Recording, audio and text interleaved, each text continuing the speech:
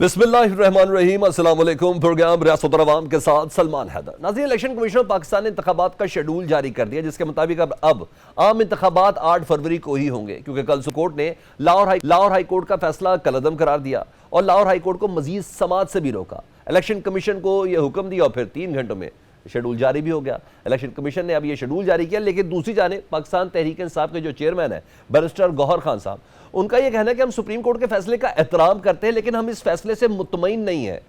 PTI election का boycott नहीं करेगी, लेकिन हम सुप्रीम कोर्ट से यह इस्तदा जरूर करते हैं कि हमारी दरखास्तों को सुना जाए। वो कहते हैं हमने गलती क्या की, गुनाह क्या किया। हमारी इस्तदा थी कि डीआरओज और ROs free and fair election कराएं, लेकिन जिन डीसीज ने एमपीओज के तहत ऑर्डर किए थे वो कैसे साफ और शफाफ इलेक्शन कराएंगे। सुप्रीम कोर्ट ने उमर नियाजी को एक नोटिस भी इशू किया है, तौहीन अदालत का ये नोटिस है। अगर ऐसा ही हुआ तो साफ शफाफ इलेक्शन के लिए अगर कोई अदालत जाएगा, दरख्वास्त देगा, तो वो कैसे देगा, उसके अंदर खौफ ही इतना ज़्यादा होगा। और दूसरी खबर निगरान वजीर दाखिला सरफराज बुगटी साहब से मुतल्लिक है कि वो अपने इस्तीफे से ओहदे से इस्तीफ़ा दे दिया और अब हो सकता है कि वो मुस्लिम लीग नून की जानिब से इलेक्शन लड़े, क्योंकि उन्होंने इससे पहले कहा था कि अगर मैं निगरान वजीर दाखिला ना होता तो मुस्लिम लीग नून में होता। तो बहुत ही ज़्यादा गालिब इम्कान है, हम इससे कई रोज़ पहले ये प्रेडिक्ट भी कर चुके हैं। कैसा हो कि पाकिस्तान का मौजूदा निगरान वज़ीर आज़म आने वाले दिनों में मुस्लिम लीग नून की किसी टिकट से सेनेटर हो, अगर हो तो जिस तरीके से निगरान वज़ीर दाखिला साहब का हम सुन रहे हैं। कल चीफ इलेक्शन कमिश्नर ने कहा कि हम तमाम सियासी जमातों को लेवल प्लेइंग फील्ड मिलेगी। इवन बानी चेयरमैन से मुतल्लिक बोला कि मैं तो बहुत पसंद करता हूँ, मेरे घर पर उनकी तस्वीर तक लगी है, और इसलिए किसी गलत फहमी का शिकार ना हो। शाहिद खाकान अब्बासी नून लीग के हवाले से एक बड़ी खबर है, उन्होंने राहें जुदा कर ली और एक अदद प्रेस कॉन्फ्रेंस चंद दिनों के अंदर करने का भी प्लान है। ये इंपॉर्टेंट पेशरफ्त है। IPP सियासी रहनुमाओं की शमूलियत नहीं, सिर्फ पाकिस्तान तहरीक इंसाफ के रहनुमाओं की शमूलियत का सिलसिला जारी है। साबिक वजीर हुमायूं अख्तर खान साहब ने प्रेस कॉन्फ्रेंस की और IPP में शमूलियत अख्तियार कर ली है। ये मंजर कैसे खिंच रहा है, हर कोई अपनी ताकत का इस्तेमाल कर रहा है, ये किस तरह जाएगा, क्या काबिल कबूल होगा, ये तमाम अहम तरीन सवाल होंगे। मेहमानों से आपका तारुफ कराते चलूँ तो सबसे पहले हमारे साथ मेहमान होंगे महमूद साहब, रहनुमा इस्तेहकाम पाकिस्तान पार्टी, जबकि शैला रज़ा रहनुमा पाकिस्तान पीपल्स पार्टी, इसके अलावा जस्टिस रिटायर्ड मुदस्सिर खालिद अब्बासी माहिर कानून की हैसियत से हमारे साथ होंगे, और पाकिस्तान तहरीक इंसाफ को रिप्रेजेंट करेंगे अहमद ओवैस साहब। अहमद ओवैस साहब, आप ही से बात कर लेते हैं। ये बता दीजिएगा कि लाहौर हाई कोर्ट में उमर नियाजी साहब ने जो दरख्वास्त दायर की थी, जिसके बाद उनके ऊपर तौहीन अदालत का नोटिस भी हो चुका है, वो इनफरादी सतह पर था कि एज आ बानी चेयरमैन के फोकल पर्सन की हैसियत से उन्होंने ये दरख्वास्त दी थी? देखिए, पटिशन तो उन्होंने कोई गलत राय नहीं की थी उसमें तो सिर्फ ये था कि जो एप्रीहेंशन है नून लीग को एक VIP ट्रीटमेंट मिल रहा है, बाकी PTI के साथ जो है वो स्टेप मदरली सलूक हो रहा है। कहीं पर भी किसी मौके के ऊपर भी उनको कोई कॉरम मीटिंग जो है वो अटेंड करने की भी इजाज़त नहीं है, और गिरफ्तारियां हो रही हैं। अभी तक उनकी खवातीन जो है वो गिरफ्तार हैं एक, और हजारों में अभी कारकुन जो है वो बेचारे जेलों में हैं, ये भागे हुए हैं, छुपे हुए हैं, अंडरग्राउंड है। तो ऐसी सूरत में जहाँ फंडामेंटल राइट की कोई हैसियत नहीं रह गई बाकी, तो आइन को एनफोर्स करने के लिए कम से कम कोई जुडिशल ऑफिसर होने चाहिए जो इंडिपेंडेंटली बगैर किसी फर्क के डिस्क्रिमिनेशन के बगैर वो ये इलेक्शन के प्रोसेस को आगे लेके चले। इसलिए ये पिटीशन हुई थी, और ये पिटीशन तो दायर हुई थी 6 तारीख को, 6 दिसंबर को। 7 दिसंबर को पहली हियरिंग हुई है इसकी, और उसके बाद उन्होंने आगे डेट डाल दी, और उसके बाद 13 तारीख को उन्होंने ये कर दिया कि इसको स्टे इश्यू कर दिया, जबकि इन्होंने तो प्रेयर भी नहीं की हुई। नियाजी साहब की पिटीशन में स्टे एप्लीकेशन की प्रेयर भी नहीं है। नहीं, वो तो बाकायदा तौर पर जब कल सुप्रीम कोर्ट ने टेकअप किया तो उसके बाद पीपल्स पार्टी नून लीग इस्तेहकाम पाकिस्तान पार्टी ने बाकायदा तौर पर फरीक बनने की ख्वाहिश भी इजहार किया। लेकिन मैं आगे बढ़ता हूँ, आपकी ख्वाहिश तो ज़रूर हो सकती है, लेकिन चीफ जस्टिस साहब कहते हैं कि आपकी ये कोशिश दरअसल जमहूरियत को डीरेल करने की है। ऐसा क्यों फिर? किसकी कोशिश जानी है? PTI के डीरेल करने की? जी, यही कहा गया इस जरिए। PTI is the only political party जो कह रही है कि आइन के ऊपर मनोवन उसको अमल किया जाए, और उसमें जरा बराबर भी उसमें जो है तब्दीली ना की जाए, उसकी हर बात जो आइन में लिखी हुई है वो एनफोर्स की जाए, उसको इम्प्लीमेंट किया जाए। फिर वहां तो क्वेश्चन ये नहीं होता कि पीटीआई जो है वो खुद कहे कि जिसको जमहूरियत को डिरेल कर दिया जाए। ये जो डिरेल कर रहे हैं जमहूरियत को, ये तो उनसे पूछा जाए। अच्छा, ज्यादा बेहतर प्लेटफॉर्म सुप्रीम कोर्ट ना होता सर? आप लोग लाहौर हाई कोर्ट चले गए, ज्यादा बेहतर सुप्रीम कोर्ट ना होता, या इलेक्शन कमीशन में दरख्वास्त दी जाती? कल हमने जितनी हेयरिंग सुनी उसके मुताबिक तो यही इम्पैक्ट था। सुप्रीम कोर्ट जाते हैं तो लोग कहते हैं कि नीचे जाओ, आप सुबह यहाँ चले गए तो आप कहते हैं कि सुप्रीम कोर्ट में जाओ। उन्होंने उमैर नियाजी ने तो एक बिल्कुल एक सही एक पिटीशन दायर की, और उसकी जो डिमांड थी उसमें जो उसकी ग्राउंड थी बिल्कुल जेन्युइन ग्राउंड है वो उसके अंदर। और उसके अंदर एक डिले अगर किया है उसको लेट स्टेज पे, तो वो अदालत ने किया। अदालत का कलम तो जो है वो उमैर नियाजी के हाथ में तो नहीं है ना। उसने तो एक पिटीशन की हैसियत से पिटीशन दायर की थी, और जब 6 तारीख को पिटीशन दायर हुई थी तो जब तक बहुत दिन बाकी थे। अच्छा ठीक है, बहुत दिन बाकी। मैं जस्टिस रिटायर्ड मुदस्सिर खालिद अब्बासी साहब उनसे बात कर लेता हूँ। जस्टिस साहब, आप बताइएगा, क्या ये मुनासिब प्लेटफॉर्म था उमैर नियाजी साहब का? और स्पेशली उनको तौहीन अदालत का जो नोटिस जारी हुआ है, वो तो एक दरख्वास्त करिंदा है, यानी कोई भी बंदा अपनी दरख्वास्त तो कर सकता है, तो सिर्फ उनको तौहीन अदालत का नोटिस क्यों जारी हुआ, हालांकि ये दरख्वास्त तो एक जज साहब के सामने पेश की गई थी?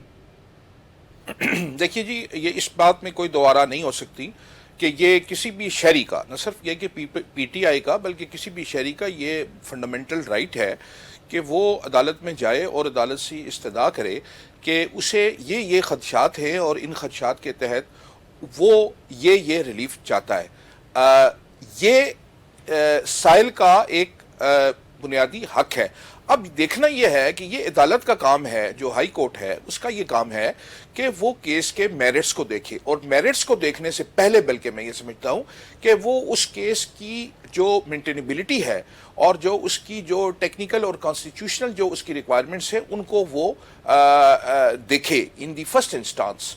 फॉर इंस्टांस इसमें हुआ ये कि दरअसल जो पिटिशनर थे उन्होंने किसी इलेक्शन कमीशन के एक पर्टिकुलर एक्ट को चैलेंज नहीं किया, बल्कि उन्होंने ये जो सेक्शन 51 और 52 जो है इलेक्शन कमीशन जो इलेक्शन एक्ट 2017 का, वो सारे का सारा जो है वो उन्होंने चैलेंज किया और कहा कि ये अल्ट्रा वायरस है और ये आइन से मुतसादम इसलिए है कि आर्टिकल 2183 जो है वो ये कहता है कि ये जिम्मेदारी है इलेक्शन कमीशन ऑफ पाकिस्तान की कि वो इलेक्शंस को फेयरली करवाएगा और ट्रांसपेरेंट अंदाज में करवाना, ये उसकी एक स्टैट्यूटरी और कॉन्स्टिट्यूशनल एक ऑब्लिगेशन है।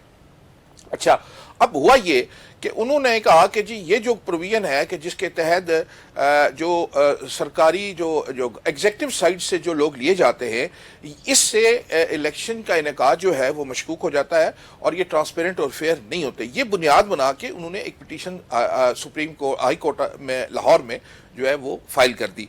अच्छा, उसके ऊपर जो हुआ ये कि उसकी जो इब्तदाई समाअत करने के बाद वहाँ के जो फाजिल जज साहब थे, उन्होंने उस पिटीशन में इब्तदाई तौर पर इंटरम रिलीफ देते हुए वो सारे के सारे नोटिफिकेशन जो हैं वो मुअत्तल कर दिए, जिनके तहत जो एग्जेक्टिव साइड से जो ऑफिसर्स थे, रिटर्निंग ऑफिसर और AORs जो थे, उनकी अपॉइंटमेंट हुई। और दरअसल ये जब सुप्रीम कोर्ट में जो मामला आया तो वहां पर ये इंप्रेशन मिला सुप्रीम कोर्ट को कि गालिबन ये सुप्रीम कोर्ट की जो पहला एक ऑर्डर था जिसमें कहा गया था कि इलेक्शन जो है वो बहरहाल हर सूरत में 8 फरवरी को होंगे, ये दरअसल जो है उसमें रुकावट डालने, रखना डालने या फिर उस इलेक्शंस के इनेकाद में जो है कोई डिलेइंग टैक्टिक्स इस्तेमाल करने का कोई एक जरिया है। तो ये इस इंप्रेशन के तहत गालिबन सुप्रीम कोर्ट ने जो है वो ये नोटिस जो है वो दरख्वास्त कुनंदा को जारी किया। मैं क्योंकि अब ये सिविल पिटीशन थी और ये सिविल पिटीशन जो है वो अब कन्वर्ट हो गई है अपील में, अब इसको नोटिसेस इशू हो गए हैं और फिर इसकी समाज जो है सर अगर मेरिट्स पे होगी। मैं क्योंकि इस प्रोग्राम का नाम ही रियासत और अवाम है तो मैं कुछ अवामी सवाल करना चाहता हूँ। उसमें कुछ थोड़ी कन्फ्यूजन एक चीज़ की है, तो इस तरह कोई शख्स जिसको जो ये चाहता हो या किसी पार्टी का नुमाइंदा हो, कोई आम शहरी हो, वो चाहता हो कि फ्री एंड फेयर इलेक्शन हो और उसको इस मामले में कहीं कन्फ्यूजन नज़र आ रही हो, जिस तरह ये ज़िलाई इंतज़ामिया को एज आ ROs या DROs रखना, उनका हक बजानिब है एक एक्सक्यूज़ के ऊपर कि भाई पेशावर के अंदर KPK के अंदर हम देखते हैं कि जी हमारे जो नुमाइंदगे हैं या लीडर हजरात हैं उनको 3 MPs के तहत अंदर कर दिया जाता है, फिर हाई कोर्ट आती है, इन्वॉल्व होती है, मना करती है। इस्लामाबाद में भी कई इस वक्त पेशिया भुगत रहे हैं, लाहौर में भी कई जगह पे मना। तो यही वो ज़िले इंतज़ामिया है ना, तो वो अगर इसका उनका इस्तब्दाल ये हो तो क्या ये कहना भी गलत है? On the face of it जो आर्गूमेंट है PTI का या जो दरख्वास्त कुनंदा थे उनका जो स्टांस है वो यही है जो आपने कहा कि अगर एक तरफ जो है वो डिस्ट्रिक्ट एडमिनिस्ट्रेशन वाले जो हैं वो किसी भी पॉलिटिकल पार्टी के वर्कर या उसके एक्सपेक्टेड कैंडिडेट को खिलाफ MPO का जो है वो ऑर्डर इशू करते हैं तो फिर वो एक बाइस्ड है और एक गैर जानिबदारी का तस्वर जो है वो नहीं हो सकता। ये बात तो अपनी जगह पे दुरुस्त है और ये चीज़ जो है यही दरअसल जो ये और इसको एजिटेट करना भी गालिबन शायद जो है वो किसी भी साइल का हक है। लेकिन दरअसल जो बात है थोड़ी सी इसमें जो मैं कानूनी बात आपसे करने लगा हूँ, मैं जो मेरा इल्म है बतौर स्टूडेंट ऑफ लॉ वो मैं ये आपको बता देना चाहता हूँ कि दरअसल जो कानून इस वक्त आपका जो कानून एग्जिस्ट कर रहा है उसके मुताबिक जो सेक्शन 51 और 52 हैं उसके तहत होता यह है कि इलेक्शन कमीशन ऑफ पाकिस्तान जो है उसके पास 3 रास्ते हैं इन अफसरान को यानी ROs को और AROs को अपॉइंट करने के। पहला तरीका यह है कि वो अपने इलेक्शन कमीशन के जो मुलाजिम हैं उनमें से किसी को वो अपॉइंट करें।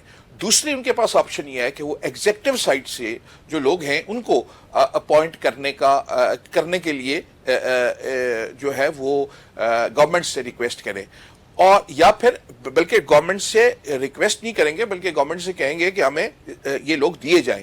और जो तीसरी ऑप्शन है इलेक्शन कमीशन ऑफ पाकिस्तान के पास वो ये है कि जुडिशरी को रिक्वेस्ट भेजी जाती है और जुडिशरी जो है वो फिर उसमें जो है वो उसको with the approval of the respective chief justice of the province.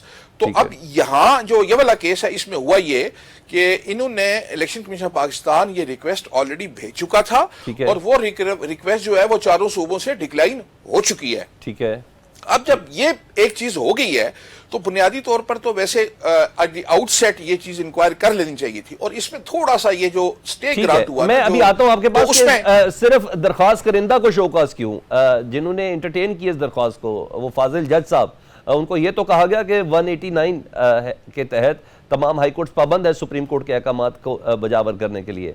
उन जज साहब से क्यों नहीं, मैं आता हूँ आपकी तरफ, लेकिन पहले थोड़ी देर मैं शैला रजा साहिबा से बात करनी है।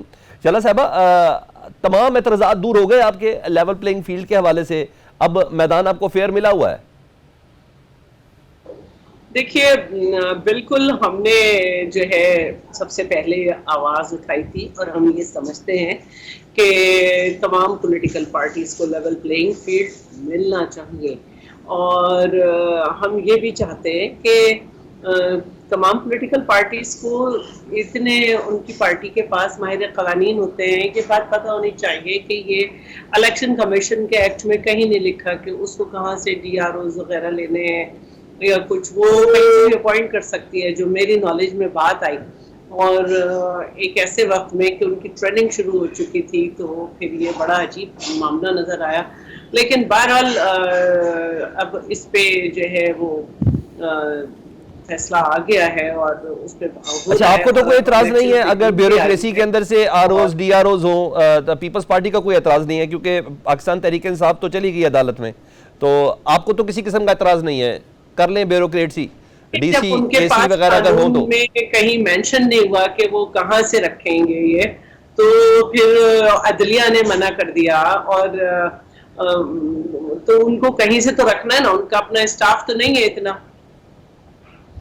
नहीं, स्टाफ तो हो या ना हो, जिम्मेदारी तो है। 3 ऑप्शन है ना, दूसरी ऑप्शन को प्रैक्टिस किया इलेक्शन कमीशन ने। मेरे कहने का मतलब है अगर इंतजामी अमला हो और ये ज़िले हुकूमत का इंतजामी अमला हो तो पीपल्स पार्टी को पूरे मुल्क में कहीं एतराज़ नहीं होगा। देखिए, ये तो बहुत ही मुख्तलिफ बात है, हर आदमी को कहीं ना कहीं किसी न किसी पे एतराज़ होता है और हमने तो माजी में बहुत कुछ देखा है कराची में कि किस तरह से इलेक्शन होते थे, लेकिन अब हम इन बहुत सारी बातों की वजह से एक आध शख्सियत को तो पॉइंट आउट किया जा सकता है, लेकिन हर लेवल पे आप किस तरह कर सकते हैं। हमने 2018 के इलेक्शन में क्या नहीं बर्दाश्त किया, हमारे पोलिंग एजेंट्स निकाल दिए गए, हमारे लोगों को फॉर्म 41 नहीं मिला, हमारे लोगों को सुबह में जाके जो फॉर्म 14 होता है वो साइन किया जाना था, वो किसी ने साइन नहीं करवाए, और सारे वक्त अगर किसी एक पोलिंग एजेंट की तबीयत खराब हो गई और हम चाह रहे हैं कि एक्सचेंज हो जाए तो वो नहीं होने दिया। और मैं खुद कैंडिडेट थी और मुझे कह रहे थे जी आप अंदर नहीं आ सकती, जी आप अंदर नहीं आ सकती, आप नहीं अंदर आ सकती। और कुछ ऐसे लोग थे कि जो लोगों से जो है कह रहे थे बल्ला बल्ला बल्ले पे करना है, बल्ले पे करना है। फिर मेरा शांति नगर और डालमिया मेरा इलाके में लग रहा था उस वक्त, और उसमें जो थे वो फॉरेन डेलीगेट आए हुए थे वहां पे, और उन्होंने मुझसे कहा कि इतनी स्लो पोलिंग क्यों है, तो मैं उनको बाहर लेकर आई और मैंने कहा जी ये बाहर जो लोग लाइन में लगे हुए हैं ये आप देखें, ये बलोची लिबास में उस वक्त बल्ले बल्ले की आवाज थी, इस बारी शेर ये की आवाज है, तो क्या करेगी? नहीं देने आए, ये मुझे वोट देने आए, इसलिए यहाँ पे इंतहाई पोलिंग की रफ्तार बहुत स्लो रखी गई है। ये सारी बातें हम बर्दाश्त करते हैं। माजी में तो ये भी होता था कि हमारे देही सिंध के क्यों करते जो पोलिंग एजेंट्स होते थे उनको आके जंगल में छोड़ के आ जाते थे लोग। शैला रजा साहब क्यों बर्दाश्त करते हैं? ये एक सवाल तो होगा। खैर मैं भी आ जाता हूँ दोबारा आपके पास। महमूद मौलवी तो निकल जाता है ना। अच्छा, आप देखें कि जब फैसल रजा आब्दी जो थे जब वो लड़ रहे थे तो पोलिंग का जो स्टाफ था वो 2 बजे पहुंचा था, और जो दूसरी जगह थी अब्बास टाउन वगैरह वहां पे लग रहा था कि सारी मखलूक उतर आई है जहाँ पे मैनेज किया जा सकता था। अब मौलवी महमूद साहब बहुत अच्छे इलाकों को समझते हैं, जिन जिन मैं आ गया उनके पास। महमूद मौलवी साहब आप बताएं। सब रिपोर्ट होती है चीजें, लेकिन रिजल्ट तो फिर आ ही जाता है ना उस दिन। ठीक है महमूद मौलवी साहब, आपके चेहरे भी एक जबरदस्त किस्म की मुस्कुराहट है। डेफिनेटली मैं आपकी टेक लेना चाहूंगा, लेकिन उससे पहले ये बताएं, हमने सुना था इस्तेकाम पाकिस्तान पार्टी नून लीग के खिलाफ खड़ी होगी। आप तो नून लीग को इस्तेकाम देने के लिए आ गए। आज विकेट आप सारी पीटीआई की गिराते हैं, कोई और जमात वाला बंदा आपके पास आना भी नहीं चाहता, या पता नहीं आप लेना नहीं चाहते, क्या मामला है? नहीं देखिए, मैं आपको पहले भी मेरे ख्याल कई शोज़ में बता चुका हूँ। उसकी वजह ये है कि इस्तेकाम पार्टी जो बनी है ये पीटीआई के लोग थे जिन्होंने आईपीपी बनाई है, ठीक है ना। तो अब मुझे बताएं कि जो पीटीआई से छोड़ के वो दूसरी पार्टी में क्यों जाएगा? वो बड़ा कंफर्टेबल है हमारे साथ। उसकी वजह कि माहौल वही है, लोग वही है। देखिए कोई भी आदमी, कोई बच्चा अगर स्कूल भी चेंज करता है ना तो वो उसी स्कूल में होता है अपने इलाके के, तो काफ़ी कंफर्टेबल होता है, और सारे लोग हमारे साथ ही थे तो इसलिए वो कंफर्टेबल है, और कोई वजह तो नहीं है। अच्छा ठीक है महमूद मौलवी साहब, मैं फिर वही मासूमाना अवामी सवाल है, क्योंकि मैं करूँगा तो आप कहेंगे कि बहुत चालाकी दिखा रहा हूँ। ये बताएं, तमाम जमातें अपना अपना बयानिया लेके जाएंगी, नून लीग पीपल्स पार्टी के खिलाफ, पीपल्स पार्टी नून लीग के खिलाफ, नून लीग पीटीआई के खिलाफ, पीटीआई सियासी शहादत के ऊपर। आप लोगों का क्या बयानिया होगा?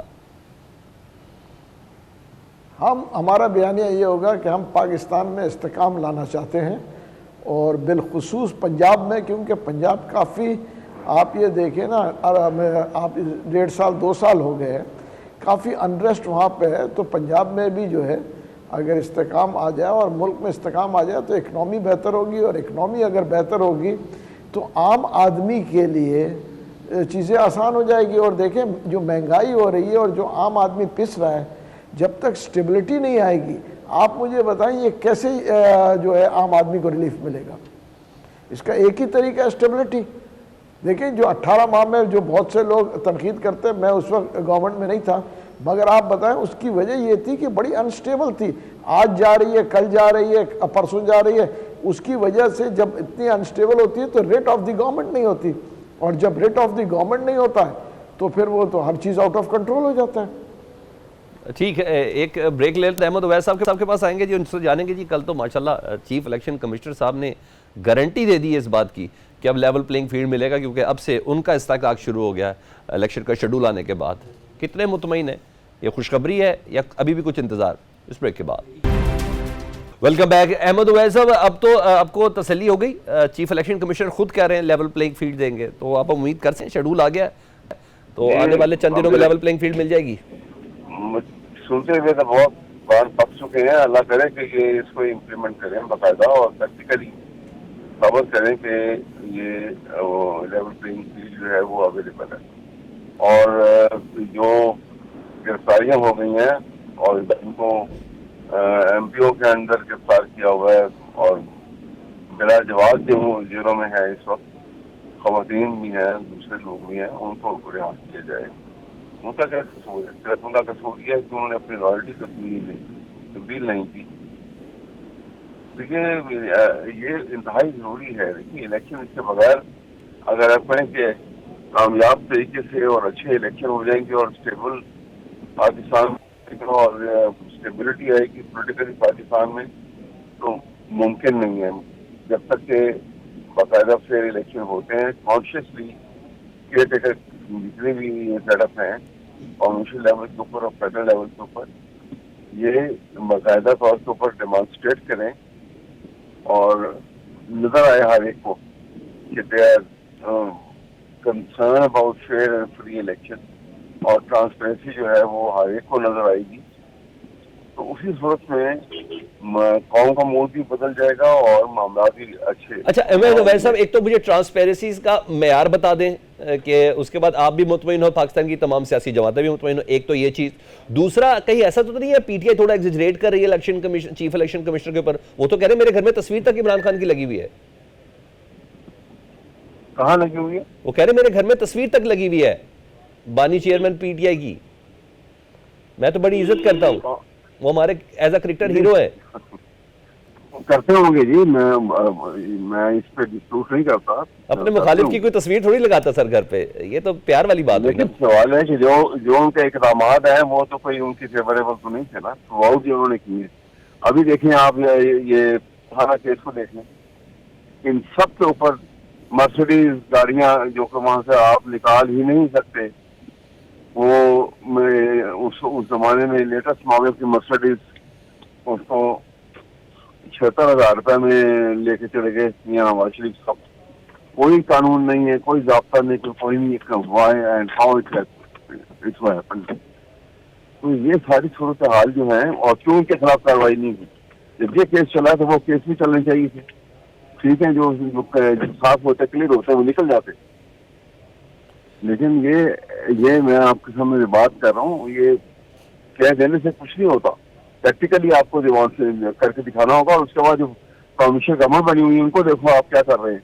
पंजाब में ये जो केयर टेकर सेटअप है, जो कुछ ये उस दिन से लेके जब ये इंस्टॉल हुए हैं और आज तक या कुछ भी इन्होंने किया, कहीं ऐसा एक जरा बराबर भी जिससे आपको अंदाजा हो सकता है कि ये केयर टेकर सेटअप है।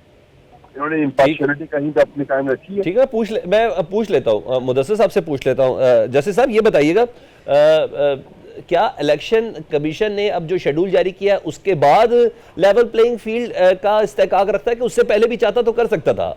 ये आईनी जिम्मेदारी है इलेक्शन कमीशन ऑफ पाकिस्तान की आइन के तहत कि वो इलेक्शन से पहले, इलेक्शन के दौरान और इलेक्शन के बाद जो मामलात हैं उनको फेयरली एंड और ट्रांसपेरेंट मैनर में जो है वो उनको कंडक्ट करे। यानी पहला जो स्टेज है उसमें इलेक्शंस जो हैं उनको कंडक्ट करना है, उनको उनके बारे में इलेक्शन से पहले जो इंतजामात हैं उनमें वो माहौल और वो मौके जो हैं, ये इलेक्शन कमीशन ऑफ पाकिस्तान की जिम्मेदारी है।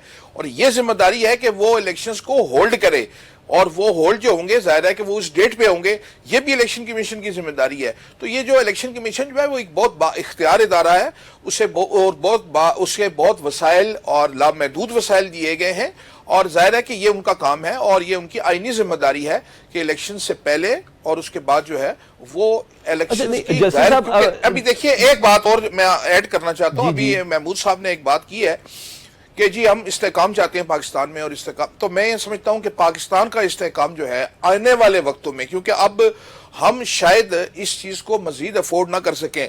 जैसा मेरी बहन ने कहा कि ये होता है, यानी ये इलेक्शन जब होते हैं तो जाहिर है कि उसके अंदर थोड़ा बहुत ये इस तरह की सूरत हाल पैदा होती है। और फिर ये भी होता है कि एक पार्टी जो है वो उससे मुतमईन होती है और दूसरी जो है उसकी कोई रिजर्वेशंस होती हैं। लेकिन मैं ये समझता हूं कि ओवरऑल अगर आप पाकिस्तान की सियासी तारीख का मुताला करें तो आपको ये बात सामने देखने को मिलेगी कि हमारे यहाँ जो है वो फेयर और ट्रांसपेरेंट इलेक्शंस का जो है वो कोई तारीख जो इतनी रोशन नहीं है। तो मैं ये समझता हूं कि ये चूंकि ये ऐसा होता है और उसके नतीजे में जो हुकूमतें बनती आए वो हुकूमतें जो है वो सर मैं यही तो जानना चाह रहा हूं, ये तारीख कैसे बदलेगी? जस्ट सपोज 9 मई के मामलात में जो इन्वॉल्व हैं वो अंदर हैं, उनको सजा हो, ये सब चीजें सही है। क्या ये इलेक्शन कमीशन की ड्यूटी है? क्योंकि इस वक्त सबसे ताकतवर इलेक्शन कमीशन है ये निगरान सेटअप के अंदर, कि शेर अफजल मरवत को 3 MPO के अंदर जो अंदर रखा गया है, जिस तरह शुएब शाहीन को कोयटा एयरपोर्ट पर रोक लिया गया कन्वेंशन करने से, क्या ये डायरेक्ट इलेक्शन कमीशन की जिम्मेदारी बनती है कि पाकिस्तान की अदलिया की जिम्मेदारी बनती है? देखिए जी, बात यह है कि ये तो बराह रास्त at the very outset under article 183 जो है सब क्लॉज 3 में ये जिम्मेदारी इलेक्शन कमीशन ऑफ पाकिस्तान की बनती है कि अगर उसे कोई शिकायत मिले या अज खुद उसके नोटिस में अगर कोई ऐसी बात आए कि किसी भी सियासी पार्टी के कारकुनान को या उसके जो एक्सपेक्टेड कैंडिडेट्स हैं उनको हरासा किया जा रहा है या उनके खिलाफ कोई कार्रवाई ऐसी की जा रही है जिससे इलेक्शन की गैर जानबदारी मुतासर होती है, तो ये इख्तियार कुल्ली तौर पर, और इसमें बिल्कुल बेइख्तियार नहीं है, इलेक्शन कमीशन बहुत बाइख्तियार है, वो फौरी तौर पर इसका नोटिस ले सकते हैं और नोटिस लेके जो जो एग्रीव्ड लोग हैं उनके ग्रीवियंसेस को रिड्रेस करना, मैं फिर कहूंगा कि ये आईनी जिम्मेदारी है इलेक्शन कमीशन ऑफ पाकिस्तान की, और वो किसी सूरत भी जो है इससे वो जो है वो अपने आप को मुबर्रा जो है वो नहीं कर सकते। ठीक है। अच्छा शहदा नज़र साहबा, हम फ्री एंड फेयर इलेक्शन देखना चाहते हैं। इलेक्शन तो 8 फरवरी को हो जाएंगे, ये काबिल कबूल होंगे नहीं होंगे इस पर डेफिनेटली सबका एक सवाल है, और मुझे तो ऐसा लग रहा है पाकिस्तान की बेशतर सियासी जमातों को सिवाय एक आदि की इस इलेक्शन के नताइज के बाद भी हो। 2013 में भी आप आरओज इलेक्शन कहते थे, इस सिलसिले में आपने दरख्वास्तें भी दी, लेकिन पीटीआई बहुत आगे चली गई दरख्वास्तों के मामले में, वो धरने और फिर 126 दिन धरने और फिर अदालतों के बाहर भी चले गई। उसके बाद 2018 में आरटीएस वाला इशू आ गया, तो इस बार भी कोई मुख्तलिफ नहीं है, अरबों रुपया लगना है। 42 अरब तो इलेक्शन कमीशन ने मांगा, जो कैंडिडेट्स ने लगाने अरबों रुपया, उसका क्या करेंगे? इतनी बड़ी प्रैक्टिस का क्या फायदा? 2013 के जो इलेक्शन थे इसको बड़े सुनने वाली बातें हैं, क्योंकि जाहिर है कि हम हर वक्त इलेक्शन के माहौल में रहते हैं, बड़ी पार्टी है। गिलगित बल्तिस्तान में गांचे के हमारे इंजीनियर इस्माइल का जो केस था, ट्रिब्यूनल ने 4.5 साल के बाद उसका फैसला दिया कि आप जीते हुए हैं। इसी तरह जो है 5 दिन तक लियारी में चेयरमैन बिलावल का रिजल्ट नहीं आया। जब रिजल्ट आया तो वो ग्राउंड रियलिटी हो नहीं सकती है कि आपकी एक सीट पे जो है वो टीएलपी जीते, एक पे जमाते इस्लामी जीते और एनए पे आपकी जीत जाए पीटीआई, और उसके नीचे जो 2 सूबाई हैं उस पे 2 अलग अलग पार्टीज जीते और 5 दिन तक होल्ड रखा। तो इसके अलावा जो फहमीदा मिर्जा की सीट थी, अब्दुल हकीम बलोच वाली और फैसल सोले हयात, इस पे बड़ी मुश्किल से जब हम रिकाउंटिंग में गए, एक्सेप्ट हुई रिकाउंटिंग, तो जब रिकाउंटिंग वहां तक पहुंची कि जी हमारे कैंडिडेट्स के वोट ज्यादा हो रहे थे, उसको लपेटा और रख दिया गया और पहले ऐलान कर दिया गया। तो इंसान फिर कहाँ जाके सर टकराए? तो सर टकराने वाले मामलात है ना, तो ये होता है। मैंने जिस एनए पे कंटेस्ट किया था उस पे एक ही पार्टी के लोग जो है एनए पे भी जीते और दोनों पीएस पे उनके टोटल वोट थे 55,000, लेकिन एनए पे 91,000 थे। तो मेरी समझ में नहीं आया वो कौन लोग थे जो पीएस पे तो नहीं डाल रहे थे इतना और एनए पे डाल रहे थे ना। बहुत से लोग ऐसे होते हैं जो दिल के करीब होते हैं, कुछ दिमाग के करीब होते हैं, आपके लिए जो है ना ज़हनी अजियत का बाइस बनती है। आपके वोट इतने कम कि फिर आपकी जमानत जब्त हो जाए और आपको जो जीता हुआ सूरत हाल नजर आए वो इतनी अंधी नजर आए, तो ग्राउंड पे ये हो नहीं सकता। तो लेकिन ये बातें बर्दाश्त करनी पड़ती हैं और अभी भी जो है ये देखा जा रहा है कि बाकायदा एक पार्टी को इलेक्शन बना के दिए जा रहे हैं और एक वो पार्टी जिसमें सारे लोग ऐसे बिठाए गए जिनका टोटल नैरेटिव उस पार्टी के खिलाफ था। अगर मैं कहूं कि मुझे आगे बढ़ना है इजाज़त साहब, आप मुझे कोई आंसर कर दें सिर्फ इस चीज को कि जब इंतखाबी मुहिम जो शुरू कर चुकी है पाकिस्तान पीपल्स पार्टी और केपीके में अच्छे पब्लिक शोज भी किए जा रहे हैं, आप इस इंतखाबी मुहिम में अपनी 16 महीने जिसमें शहबाज शरीफ साहब वजीर आजम थे और आपका भी एक बहुत बड़ा हिस्सा था, उसको भी डिफेंड करेंगी, यानी अपनी पीडीएम की हुकूमत को डिफेंड करते हुए इंतखाबी मुहिम चलाएंगी? मैं ये समझती हूँ कि जिस पार्टी के वजीर आजम थे, पहले उनकी पार्टी के हेड से ये कहलवा दें कि ये उनकी हुकूमत थी। हमारा जो रोल था वो हमने प्ले किया सिफारतकारी का, और जो हमारी पूरी परफॉर्मेंस है वो हमारी सिंध की परफॉर्मेंस है। हम उसकी बेस पे अच्छी है, बुरी है, कैसी है, चाहे चित्राल हो चाहे कहीं हो, सब हमसे ही कहते हैं कि आप NICVD बनवा दें, और ये जो पार्टी एलिवेशन का प्रोग्राम है वो यहाँ पे भी शुरू करा दें। हम उसकी बात करेंगे, हम अपने इंफ्रास्ट्रक्चर की बात करेंगे, हम अपने पावर सेक्टर में जो हमने किया है उस पे बात करेंगे। तो हमारे पास अपने हैं काम जो हमने एक शहबाज शरीफ साहब ने जितने फैसले किए थे ना शैला साहबा, उनकी काबीना के मशवरे से ही किए थे ना। खैर मैं आपसे ये बात जरूर कहूंगी कि काबीना में PDM की जो पार्टीज थी उनको पूरी सपोर्ट थी PMLN के लिए, और अगर हम काबीना में भी थे तो हम अगर डिसेंटिंग वॉइस भी करते थे तो वो उधर से उन्हें सपोर्ट मिल जाती थी। लाइक जो एक्सपोर्ट शुगर वाला एक मामला है जो बहुत बाहर आया है, उसमें PDM की सारी पार्टीज ने अपनी बड़ी पार्टी को सपोर्ट किया था, हमें नहीं किया था। डिसेंटिंग वॉइस बाहर नहीं आती है, इन द एंड कैबिनेट का ही फैसला होता है। ठीक है, जिस तरह PTI चेयरमैन के ऊपर इल्जाम था कि जब वजीर आजम थे तो बद लिफाफों के ऊपर दस्तखत कर लिए थे। चले मैं आगे बढ़ जाता हूँ। इस्तेकाम पाकिस्तान पार्टी, सर ये बताइएगा, अब आपके इत्तेहादी हैं नून लीग या बनने जा रहे हैं? आज की प्रेस कॉन्फ्रेंस पे गुमान बहुत ज़्यादा था, कहा था भी कोई वाज़ेह फैसले नहीं हो सके, लेकिन ये तय है कि हुक्म ही शायद ऐसा हो। तो आप उनकी 16 महीने की कारकर्दगी से मुतमईन है? क्योंकि अभी पिछले दिनों तक तो बहुत ज़्यादा आप लोगों की तरफ से तनकीद की जा रही थी। देखिए मैं आपको ये कहूँ कि देखें 16 महीने की कारकर्दगी जो है, आप ये ना कहें कि मैं पहले उनको डिफेंड नहीं कर रहा हूँ, मगर ये कहूँगा कि जहाँ अनस्टेबल गवर्नमेंट होगी वहाँ कारकर्दगी जो है का यही रिजल्ट्स होगा। उसकी वजह ये कि वो 16 माह जो थे उसमें हर माह ये कह रहे थे कि ये माह ख़त्म हो जाएगा, अगले माह ख़त्म हो जाएगा, और उस अनस्टेबिलिटी की वजह से वो हुकूमत, मेरा अंदाज़ा है कि वो सही नहीं कर सके। ठीक है, क्या आप अपनी पुरानी वाली जमात को लेवल प्लेइंग फील्ड मिले बगैर इलेक्शन में कॉन्टेस्ट करना बेहतर समझेंगे? सपोर्ट करते हैं इस चीज़ को आप? नहीं, सबको लेवल प्लेइंग फील्ड मिलना चाहिए, चाहे PTI हो चाहे कोई भी पार्टी हो। देखिए सबके लिए लेवल प्लेइंग फील्ड होना चाहिए। ठीक है, ठीक है। वो कहें कि जी हमें ये आरोज नहीं चाहिए और हमें ये आरोज चाहिए। देखिए अपनी अपनी पसंद के, चॉइस के तो आरोज या चॉइस के तो हर चीज़ नहीं मिलती ना। देखिए जो एक चीज़ डिपार्टमेंट ने दिया, इलेक्शन कमीशन है, वो सबके लिए जो है एक्सेप्टेबल होना चाहिए। और अगर अभी से हम इसको मुतनाज़ा बना देते हैं तो फिर हम इलेक्शन के बाद क्या कहेंगे कि जी जो हारेगा वो यही कहेगा कि जी मेरे साथ ज्यादती हुई, मेरे को लेवल प्लेइंग फील्ड नहीं मिला। तो ये होना नहीं चाहिए। उसकी वजह ये कि इकनॉमी बड़े नाजुक मोड़ पे हम खड़े हैं, मुल्क जो हमारा, और उसको मद्देनजर रखते हुए जो भी चीज़ें हैं वो पहले सॉर्ट आउट कर लें। और ये आवाज़ें भी यकीन नहीं है, नताइज के ऊपर कोई नई नहीं है, नहीं है। हमने 18 में भी सुनी, 13 में भी सुनी, 8 में भी सुनी, और उससे पहले न जाने कब कब सुनी। बहुत शुक्रिया महमूद मौलवी साहब, शैला रज़ा साहबा, जस्टिस रिटायर्ड मुदस्सिर खालिद अब्बासी साहब और अहमद अवैस साहब, आप सबका बहुत शुक्रिया। प्रोग्राम से सलमान हैदर को इजाज़त दीजिए। अल्लाह हाफिज़।